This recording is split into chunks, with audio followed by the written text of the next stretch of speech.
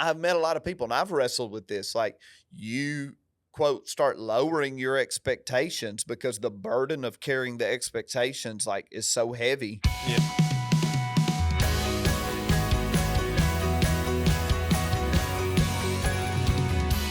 Hey, welcome to Ascend the Hill with Jeremy Austill. I'm Jonathan. This is Pastor Jeremy. How's it going? It's going really well. We had Thanksgiving break last week. I don't know if people that are listening know, but we close our offices during the week of Thanksgiving. Of course, church always is happening. You know, people are in need.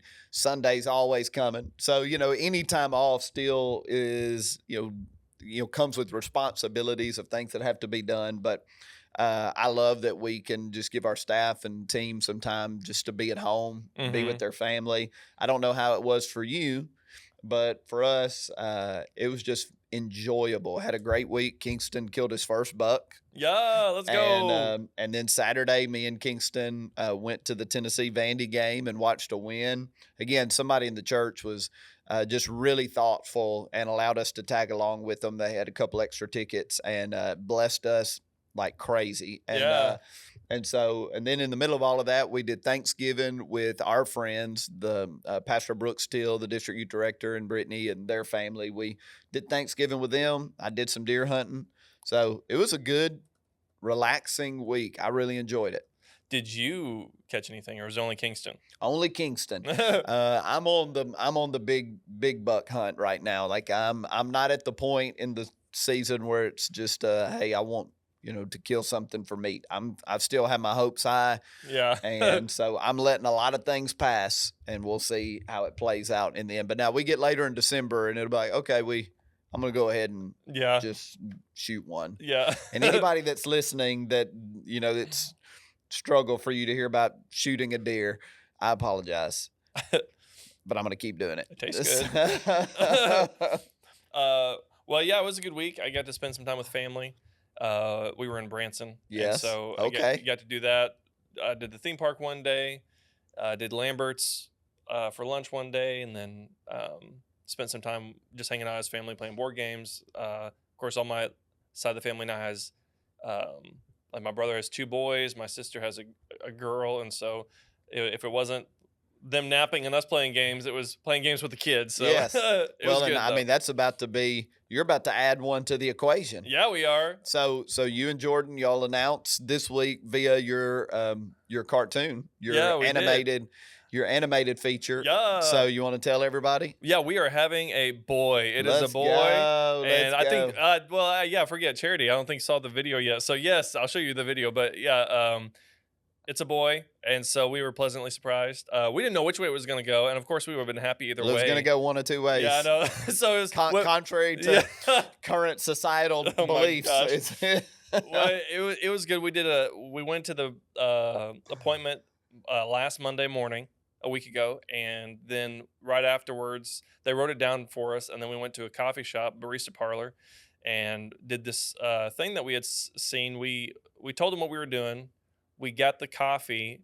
We ordered a coffee, but we ordered it saying, if it's a boy, just give us a regular latte. If it's a girl, give us this specifically flavored latte that they have. Yeah. So you would know the difference. And so we were waiting for it. They brought it over. They did a great job. They really went all out for us. And we recorded it, so we'll probably post that a little bit later. But yeah, it was great. We found it out by ourselves, and then we sent it to our family. So yeah, I've never seen anybody do that. That's cool. Yeah, I don't know where she saw it, but yeah, we saw that. We're like, we'll do that. We'll do like a little private thing, just us. So it was cool. Well, like today, I had a peppermint mocha from Crema. I'm only pointing that out because it made my day. Yeah. And I think about a gender announcement or finding out via coffee. That's a pretty cool way. It was pretty cool, and yeah, so it was fun. It was a good week. So we had had time with family. It's Christmas season. Yes, it's good. So yeah, it was exciting, and we. If you're in Tennessee, it snowed yesterday too. What about it? I know. I mean, it snowed last night. It was spitting snow again this morning. Yeah. I love it. Yeah. And so if you didn't think we were in the Christmas season, we are in the thick of it now with snow and all this stuff. And with our sermon series on Sunday, we went into It's a Wonderful Life. Yes, let me series. pause for a minute because I had a very Christmas day yesterday. Yes. Where I hung lights, the Christmas lights outside. You got a couple trees, bushes, things like that I always hang trees on. Mm-hmm. And I have a love-hate relationship with the whole affair. Number one, I love the Christmas lights up. I love pulling up to my house at Christmas time and seeing the lights. I don't know if anybody else in my family likes it or cares about it, but I care a lot. Yeah. And so I actually don't mind the process of hanging them. And, it's a cold day, put my hunting clothes on. I enjoy it. I'm listening to Christmas music, listening to podcasts. But the hate comes in when, like, you plug in the lights. Sometimes it's a string of 300 lights and you plug it in and you're analyzing it. And it's like, okay, this whole string works. Because I'm kind of they put those little bulbs in there, the replacement and fuses, so that if it goes out, I've yet to effectively or successfully use that. Yeah. Like I've never actually had that work for me where I change a bulb and boom, now everything works. Yep. And so if like part of the string is gone, I'd discard it because it's just hard to. So I check it. Every light's lit. I get it all strung up. Get it plugged in, and they're like gaps, segments where there are no lights, and it's just like, and it's like right in the middle of a string. Yeah. If it was on the end, it's like I can get another string and just kind of make up the difference. Nope. So it was one of those. I don't know how OCD people are. I'm not, especially on most things, but stuff like that drives me crazy. Yeah. So I'm looking out my window last night, just thinking, I hate these things. Yep. I hate Christmas lights. So I'll be going to the store, buying new ones, doing it all over again. So great. Yeah, we put it on our house. We don't have any bushes or anything.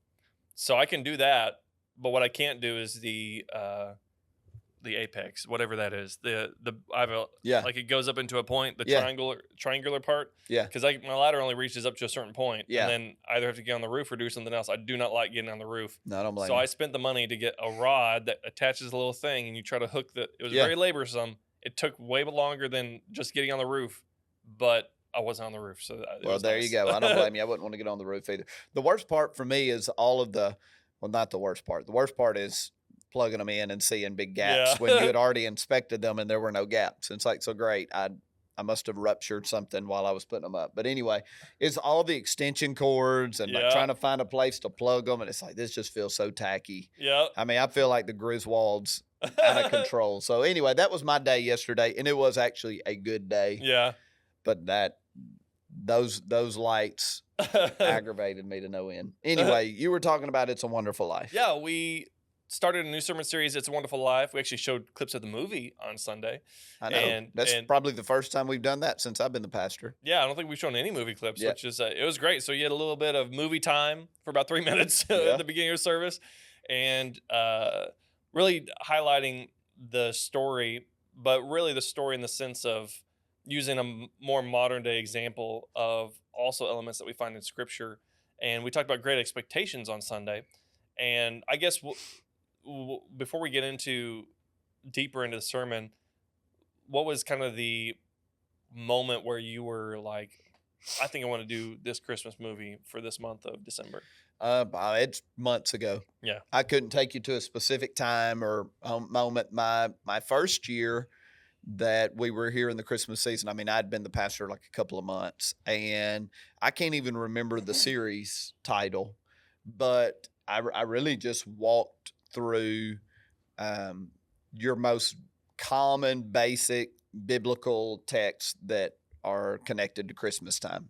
I looked in Isaiah, Wonderful Counselor, Mighty God, Prince of Peace. We looked at Mary, and I wish I could remember the series title. And then last year we did Christmas songs because we did like Joy to the World, different Christmas songs. And I like doing a thematic series in Christmas, in part because I don't think you can go wrong with leaning into the season. And then secondarily, it feels kind of weird to just be like, we're just going to do whatever random series, while Christmas is happening all around us. So, maybe next year I won't do a Christmas-based series, but I just love the movie Wonderful Life, and it's like, well, we've honed in on the obvious biblical accounts. We've used Christmas songs. Let's use a Christmas movie. So Yeah. there we are. Yeah, and when we got into it, I had actually never seen It's a Wonderful Life. I know the premise of it because I've seen other shows that have, mimicked it and Yeah, everything. But it is an interesting take on even, I guess, the Christian journey, because I think we all do struggle with those same things that the main character struggles with, and we even find examples of that in the Bible. I know at the end of the sermon, you mentioned Joseph. Yes. He had a, if you read Joseph's life, it wasn't really that great. Right. He gets betrayed, he gets thrown in prison, he gets falsely accused of things, but at the end, it worked out. Yes. So, we're talking about great expectations in the sermon. Sorry. And I guess, what is the difference between, we talk about expectations, unmet expectations, and expectations for life. What is the difference between faith and expectation? Because in some ways, faith is a type of expectation. Yeah, I'm sure someone else would give, a good dissection of the difference between the two, but for me, I basically use them synonymously. Yeah. Expectation is another way of communicating faith. And of course, faith is so multifaceted. There's faith in the person of Christ. There's faith that is a source of strength for endurance. And then there is a faith for what we hope for. Yeah. Or what we're believing will. And so I think expectation falls into that category of I am envisioning, I am imagining, I am in active pursuit of a certain experience in life, and so that's I don't think they're really separate. I just the word expectation. I think we can identify with it. I think probably it just describes an expression of faith. Like, okay, we're talking about faith, but this is the expression of faith that we're locking into today. Yeah. And when we're talking about expectations in life, because not all expectation is from faith. Yeah. Sometimes it's from our own wants, I guess, right? Yeah. And so when we're talking about our own expectations, do you think that our current society, and even our society of plenty, because even though people may be struggling in some areas of life, I guess across the board, we wouldn't want to go back to live in the 1800s. We would prefer to live now. Yeah. And so do you think that our society of plenty and having a lot of things and access to a lot of things, and even immediate access to a lot of things, misplaces our expectations in some way? Absolutely. And we kind of alluded to it at one point down the road, later in the message, when we talked about Mary, when we talked about the Pharisees, how they completely missed what God was doing because they had wrong expectations. Yeah. And their wrong expectations caused them to reject what God was doing.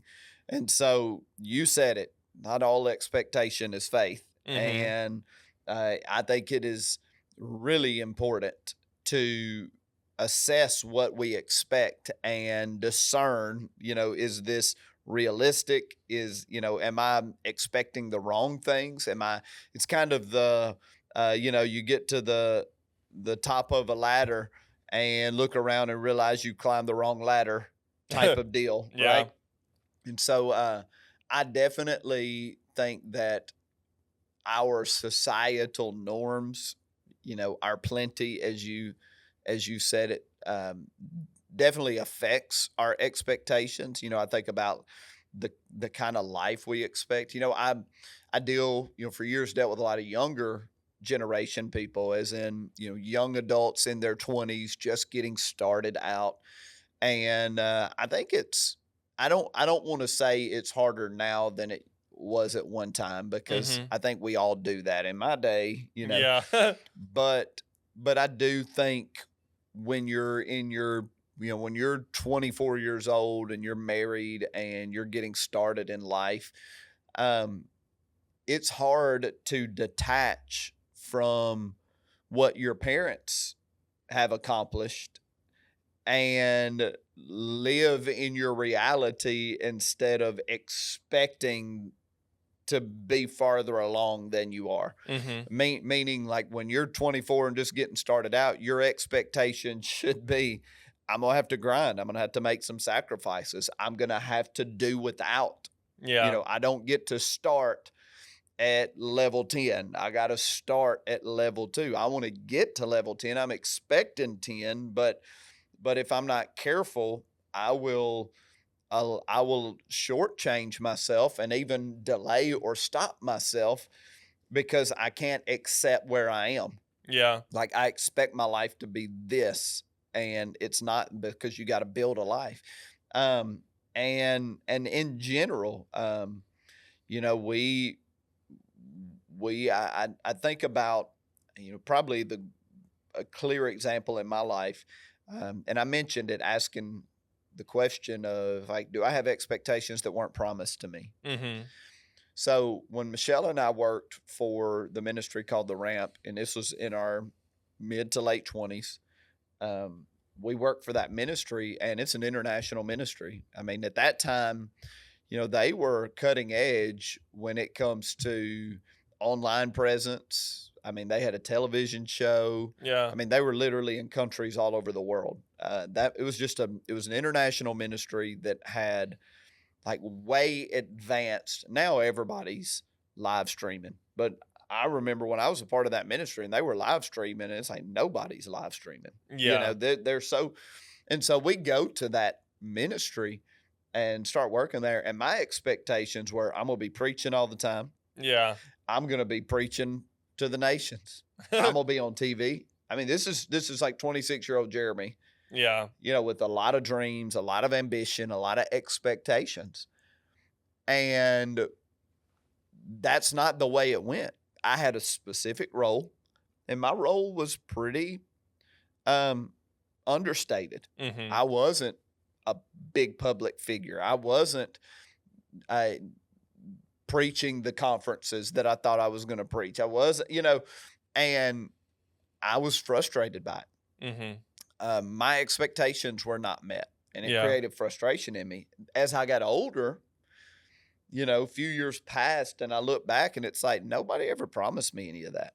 Mm-hmm. I was frustrated about something that I assumed, not something that was offered.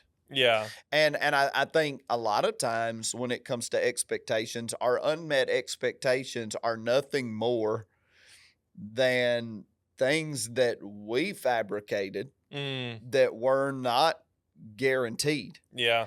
And so I think it's important to take stock. If I'm frustrated, let me stop first and make sure that I'm not actually frustrated about something that I never should have thought about, that never should have been a part of my thinking. Mm-hmm. And so I do think that's why I talk about managing expectations. Sometimes we create our own frustration because we have all these ideas of how things are going to go. Just like in the movie, George Bailey has all these ideas of how things are going to go. Yeah. And none of those ideas were guaranteed in life. And you're frustrated because you can't let go of your ideas. You're frustrated because you expected this and it went another way, instead of understanding, like we talked about with Joseph, it didn't go the way he expected, but each step of the journey was integral in getting him to the fulfillment of what God had put on his life. Yeah. And so and it's a weird dynamic with expectations, as in I need to have them. Yeah. I need to be faith-filled. I need to go into things expecting to see God move and expecting to be successful and fruitful. But then at the same time, I kind of have to hold my expectations loosely, because a lot of times it doesn't play out in the timing, or it doesn't play out the way I thought it would. I might end up in the same spot that I expected to end up, but golly, the journey there was not what I signed up for, right? Yeah. And so it's a tricky, like at one hand, you need to hold on to expectations tightly, but simultaneously kind of hold on to them loosely as Mm-hmm. well. Yeah. And so, how do you navigate the difference between expectations then and grit Yeah. and grinding something out when things aren't going how you think they should, but you still have a vision or a hope expectation for a future Yes. place? Maybe you're running a business, maybe you are a pastor and you're like, I still am trying to work towards this end goal. Yeah. Obviously things are not how I want them to be, so how do I grind in disappointment that things aren't the way they are now, or maybe they were close to it, had a setback because of exterior, a Yeah. lot of different things. So how would Well, you I, approach that? I think how we finished the message talking about every day being a gift, I think that's how you mitigate it. Mm, Like I have expectations of where we're going to be, but I still have to live fully every day. And I have to be very conscious that every day has a life of its own. mm-hmm. And I can't even when like God's given me the vision, Yeah. He's allowed me in my imagination, like I see what Cornerstone is going to be. Like I can see it. Like I've got the picture in my mind. Mm-hmm. But what I can't see is the road there. Yeah. I can't see all of the pieces of the puzzle. I can't see. There are things that we will need to get to what I see in the future that we don't have yet. Mm-hmm. And how are those things going to get to me? How's that going to happen? Right. Yeah. So every day I live fully invested, fully engaged. Every day is a gift. Mm-hmm. Even the days that I don't make progress, the days that I have setback, the days that the road turned left when I thought it was going to turn right, like all of those, like I have to live in the day, and that's ultimately grit. Like it's the athlete that keeps showing up to practice, and incrementally, little by little, they are working on their craft, they're working on their body, and you don't see you lift weights, you got an expectation of how we're going to end, but like you don't see that the first day, and it just kind of develops over time. And so being really focused on the day, I think, is how you have grit, and I think it's how you manage your expectations, because it's like, okay, I'm going to lock in today. I'm going to give today everything I have, and I'm going to believe that today's building towards something, right? Yeah. And I'm not going to be discouraged in a day. I'm not even going to be discouraged in a week, because I've lived long enough to know that you can have a bad month. Yeah. But you get up the next day and suddenly it turns, right? Yeah. And I've heard it said before that people don't finish plans, like diet plans or you mentioned exercise is what made me think of it, but they don't finish diet plans or exercise plans or anything because they're going into it with the wrong mindset of, I'm going to do X, Y, and Z and get this result. And when that doesn't happen, they give up. Yes. But I've heard it said that it's better to treat your goals like as a lifestyle. So like if I want to, like the goal isn't I want to be jacked.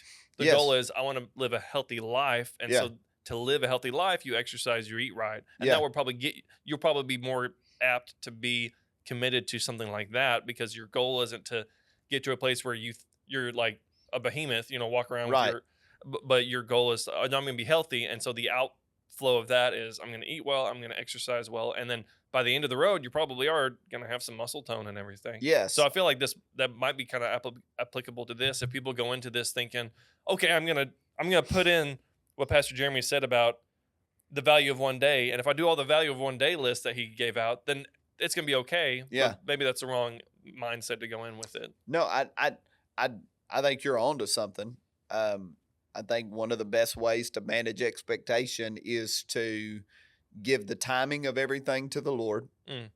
To, as cliche as it may be, to trust the process of faithfulness. To trust that if I'm faithful in 24-hour increments, I'm going to end up with the life that I'm hopeful for. But even when I get there, I think, again, I think expectations have to be held tightly, but they got to be held loosely. Like Yeah. when I was in my early 20s, this was my expectation. When I'm 30, by the time I'm 30, I'm going to be the youth pastor at a church of over 1,000 people with a youth ministry of over 200 people by the Yeah. time I'm 30. Those were my expectations, right? Mm-hmm. So when I was 30, you know what I was doing? Planting a church. Yep. I had been the youth pastor at a church of 800 people with a youth ministry of over 200. I didn't hit that 1,000 mark. You know, Yeah. it wasn't at a church of 1,000 because when you come from a small town and whatever, and at that time, like church of 1,000, that's everything. You Yeah. know, like you've hit the big time. And so, and I did that, and in my mid 20s, I was done being a youth pastor. I went and worked for the Ramp. That wasn't even on the radar for me, you know. But I go work in this ministry, and even in that, I had all these expectations of what that ministry was going to be, and it didn't meet my expectations. But I got into being the district youth director and realized, my gosh, I learned so much Yeah. during that time, you know.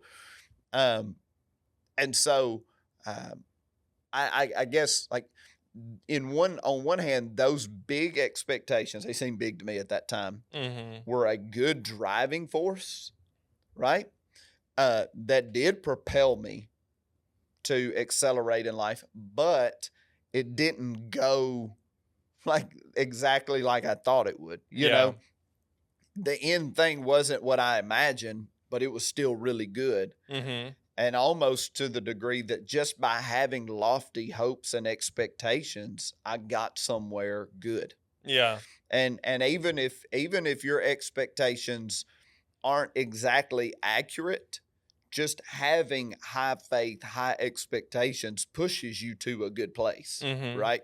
That's what you hold on loosely. Well, I didn't end up exactly where I thought, but I feel really good about where I am at this point in life, Yeah. you know? And so I think it's just like we said it early in the message, managing your expectations, like how you manage them goes a long way in determining the vibrancy of your spiritual life, your mental, emotional health, right? Yeah. And there isn't a black and white way to handle them. It's like I need to live with great expectations. I need to live with big faith. I need to dream of doing great works like we talked about a couple Sundays ago. I need to go for it with everything I have, and I need to do that every single day. And then at the same time, I need to look up one day, and even if I'm not quite exactly where I thought I'd be, Yeah. I'm probably in a pretty good spot Yeah. because I didn't settle. I didn't live for less. Mm-hmm. So how does this play into, we've talked about expectations for life and kind of like where we're going in life, things like that. But obviously there's people in the seats or listening who may be in the situation of like, I know I have expectations for life, but I also have expectations for my spiritual life. Yes. And that's not where I want it to be. Yeah. And so how do we, is it the same? Is this literally the same thing we're saying for a personal life is just take that and apply that to a spiritual life? 100%. Yeah. Especially with every day. Mm-hmm. Every day is a gift. Every day you stack faithfulness. Yeah. I can't remember if it was C.S. Lewis who talked about the compound interest of evil and the compound interest of good. Yeah. Right. It is compound interest. Like I stack enough every day. I stack enough every day as a gifts. It doesn't just become 1 + 1 in your spirituality. It's like 1 + 1 = 2, then 4 and then 16. Like you start growing at a rate that you didn't expect. But it's still very much about everyday faithfulness and the long walk with God. I mean, everything that I am spiritually, I have dramatic moments in life. I could take you back to just mind-blowing experiences in the presence of God and point to them and say that was really significant. Yeah. But really who I am spiritually is the effect of a really long walk with God. Yeah. Just a long tenured relationship. And so for somebody that's a little newer in the faith, there is that sense of like, well, I've not been doing this long, and maybe I came to faith at, you know, 38, and I feel like I've quote wasted years. Yeah. No, you just start taking a walk with him now. The good thing about God is he can get you places rapidly Mm-hmm. if you're diligent and you're determined.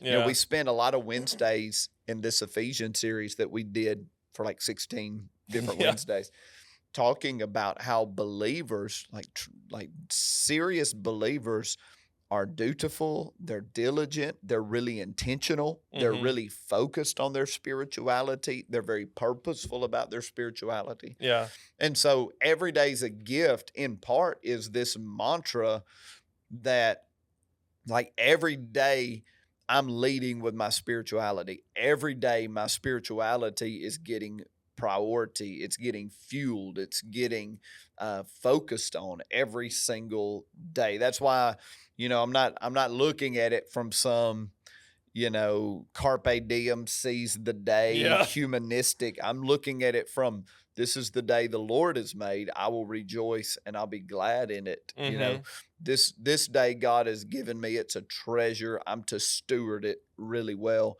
And you just wake up every day with and your long-term expectations is I'm going to have this deep, rich walk with God, this deep, rich Christianity. Yeah. But you expect that end game, but you don't know what it's going to take to get you there. Yeah. I mean, the valleys of my life, the seasons that I felt heaviest, the seasons of greatest sorrow, the seasons that I felt the most defeated, you know, dark night of the soul stuff, Yeah. in retrospect were some of the greatest deepening and enriching seasons of my spirituality, but it did not look or feel like it at the time. Mm-hmm. And so again, big picture expectations, but I'm going to let this thing play out the way it needs to for God to do all the work in me he needs to do. Yeah. And as we wrap up here, I guess it reminds me of as a kid. This may be a little simplistic, but and you tell me if this uh, works or not. But like when we're kids, sometimes we're like, uh, oftentimes we'll say like it was simpler back in my day or something like that. But I feel like often we're doing that because we were in a place where we were a kid in a home. We knew our parents got us covered. So, and then life wasn't hard, but maybe it wasn't hard because we weren't really too caught up in, I really want this to go this certain way. It was Right. just like, I'm just living life and enjoying life. Yes. So I feel like it would be, I mean, maybe in some ways, bring that kind of mindset forward of, I live with my Father, Heavenly Father. Yeah. So I don't have to worry about if I'm going to eat or if I'm going to close. Yeah. I just need to live with Him, and I can be comfortable in His presence and just enjoy life, and then everything's going to be okay. Do you feel like, is that too simplistic? Or like as we're talking about this, like bringing that kind of almost childish like faith in a Yeah. sense, like bringing that to our modern day, you're a 30-year-old adult, 40-year-old adult dealing with stuff. And it's like, well, maybe you just need to trim back a little bit Yeah. and not put so much weight on everything and just live with that kind of mindset maybe. Yeah, it's a great way of framing it for sure. That in its simplest form, we're sons and daughters. We have a father that has promised to take care of us, Mm-hmm. that is trustworthy, and is going to get us. We kind of leaned into it in the message of understanding the temporal nature of even however good or bad seasons are of life, that there's always going to be eternity. Yeah. So we've got this father that has guaranteed us an eternal inheritance. And so a lot of the stress, a lot of the pressure, a lot of the stuff we put on ourselves is very self-imposed, very self-induced. Mm-hmm. A lot of the weight that we carry is not circumstantial. I talked about it. It's not that the situations of our life, it's not so much that life crushes us. It is how we process life that often crushes us. And so how can I get to the place of living with that kind of trust that there are going to be situations that come that are just stressful. Yeah. Like it's just, I've got to figure out how to handle this. But for some of us, we live with a burden on us that we weren't meant to carry because we self-impose it. Yeah. Right. And there's a tension in that because I alluded a little to like the reason I started doing every day as a gift on my social media was because I didn't like the condition of my soul. I didn't like the depletion of joy. I didn't like the stress that I was carrying. And I've had, over the last year, I feel like I've started processing all of that well. But I, at the same time, like some of that internal pressure is good. It is the tension. I mean, there's some high achievers listening right now that the thing that creates stress is also the thing that drives you forward, and it's you. You know, it's the desire to accomplish, the desire to succeed, the desire to maximize everything you are. And I never want, especially for men that are listening, I don't want to extract that from you. Yeah. I don't want to extract the thing from you that kind of puts a demand on you and holds you to a high level of accountability. And they'll know listening to this, but we got a couple of younger staffers. And I, at one point, I just kind of told them like, well, I don't want to hear about how hard you are on yourself. I don't, that's not a weakness. Like that's a feature, not a bug. Like that's like, because you're holding yourself accountable. You're putting a high demand on yourself because you believe you're capable of a lot. And so that actually is going to lead you to do great things. Yeah. You just have to figure out how to carry it. Yeah. You have to figure out how to process it. But the fact that you are, quote, hard on yourself is not necessarily a bad thing. It's rooted, like there's good roots in it. Yeah. But the enemy can twist and contort anything. So, I mean, I'm every man, every woman that's listening that's like, I'm an achiever. I want to do great things. Well, I live that life. Yeah. I said on Sunday, there is nobody that will put more pressure on me than me. There's nobody. Now, there are people in the church that may expect different things of me. Yeah. But nobody will expect more of me than I do of myself. Like I put a lot of pressure on myself, but I think that is going to lead to doing great works. Yeah. And we talked about works a couple of weeks ago, not to earn salvation, but to honor salvation. Yeah.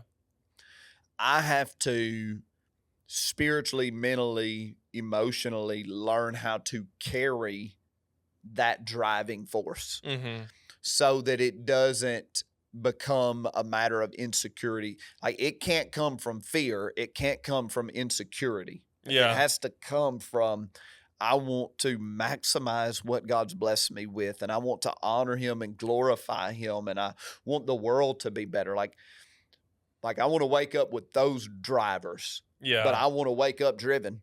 Yeah. I want to wake up expecting, like I don't want to soften that part of me. And so I just say to everybody, I've met a lot of people and I've wrestled with this. Like you, quote, start lowering your expectations because the burden of carrying the expectations like is so heavy. Yeah. And it's so stressful.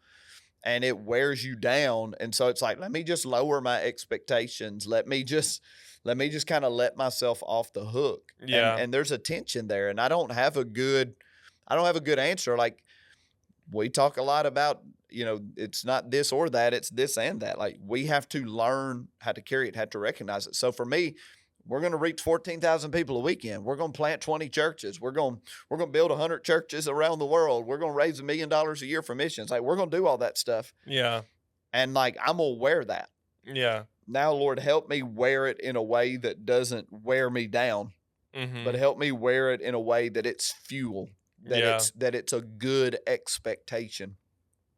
Because I am highly conscious of, I don't want to be a church that that tries to drain from people their ambition. Yeah. Like I want to have ambition. I just want it to be godly. I want it to be rightly directed. Mm-hmm. But I don't want to drain it. I don't want Yeah. to lose it. And so, and that's as the pastor of Cornerstone, I said Sunday, and we'll get done here. I know we need to shift out of this, but I talked about what was I going to say? Man, I lost it. Oh, it's all good. No, but either way, I don't want to drain people of their ambition. I don't want to extract from people the hunger to do something great. I wish I could remember what I was just going to say. Isn't that weird how something just, I literally anyway, whatever. Well, if you're struggling with disappointment or unmet expectations and you missed the sermon, go back and listen to it. Hopefully today helped you as well, kind of process through those emotions to help you realize that we do have a wonderful life, and especially because we get to live it with the Lord and on mission for the Lord. And so if you're dealing with those things or struggling with those things, reach out to us. You can connect with us through our website at cornerstonenashville.org. You can be here in person. Join us for a service in person, either on a Wednesday at 6:30 p.m. or on a Sunday at 8:30 a.m. and 10:30 a.m. If you can't make it to either of those, you can watch our Sunday services live online at csnlive.org. And here we go. Yep. I remembered it. Sunday I talked about holding myself to a high accountability. I didn't like the condition of my soul, all of that stuff. Every leader, every person that has responsibility feels all that stuff and deals with all of that. I always want to be self-aware of it, and I want to verbalize it to help other people. Yeah. Final thought, a lot of times, people want their leaders to kind of have all their junk together and to be perfect and kind of create an aura. I have always wanted to create a spirituality that is attainable. So I wrestle with all these tensions as the pastor of this church. I live in the middle of all of that, and I am learning day by day, every day, how to bear that and how to harness it and how to funnel it in the right direction and how to kind of shed the parts that aren't legitimate. But that's the pastor I am. That's the Christian I am. And my hope is that other people will hear that and say, okay, so the spiritual leader God has put in my life is dealing with all those tensions, and he's living in the middle of it, and he is processing and overcoming. So it's doable for me too. Yeah. So I like kind of speaking to what I'm feeling and dealing with, because I think other people can relate to it. Anyway, that was the thing. So you've already done all the spiel, go subscribe, etc. Well, it's going to be a great Christmas season at Cornerstone. You need to be here in person, but if you can't, watch us online at csnlive.org. Regardless, we hope to see you Wednesday or Sunday and catch you next week on the podcast. Have a great week.